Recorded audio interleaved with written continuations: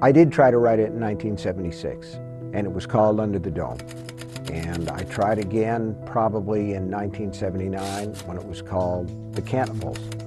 And that time I got a lot further. The good ideas never really leave your mind. It's kind of like a baseball player saying, I missed a really fat pitch, and I'd really like to have another chance at that particular hanging curveball, because in a way that's what it was. About 3 years ago, I was on a plane trip to Australia. It's a 14-hour ride, and I started to think about Under the Dome.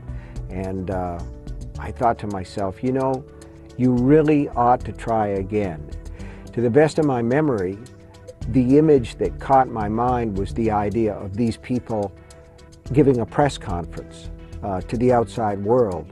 And apparently, from what you see, there's nothing between them and the cameras until somebody reaches out and knocks on, you know, thin air. And I thought to myself, what a story that would make, what an image that is, with the idea of the whole world watching these people who are as out of touch as people that are stranded on a desert island. They were all fun to write about. I loved this book, and I loved the people in it, and it was great to be working on a big canvas again. I do two kinds of books. I do books that are like murals. They're big, and they're populated with all kinds of characters. And then you do the extreme close-up books like Misery, where you're focused on two people, and that's really it. But with Under the Dome, there were a lot of characters. I knew that there would be.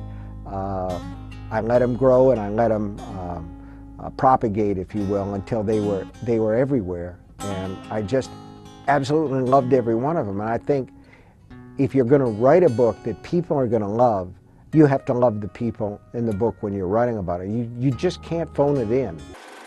From the very beginning, with Under the Dome, I saw it as a chance to write about the serious ecological problems that we face in the world today. I don't want to get real heavy about this. The novel should be entertaining and people should have fun with it, and I think they will.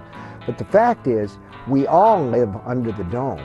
We have this little blue world that we've all seen from outer space, and it appears like that's about all there is. It seems to be a very rare and wonderful and fragile thing.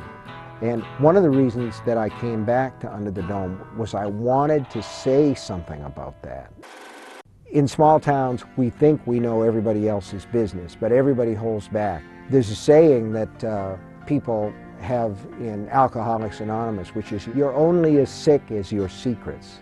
And some of the people in this book are pretty sick indeed. And let's put it this way.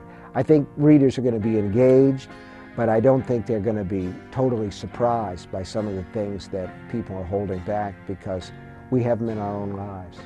One of the great subjects of fiction, particularly fiction that's in the long form, is why do people do what they do under stress? And in that sense, you can see any novel as almost like a test tube case, where you say, what happens to ordinary people in extraordinary situations? How do they behave?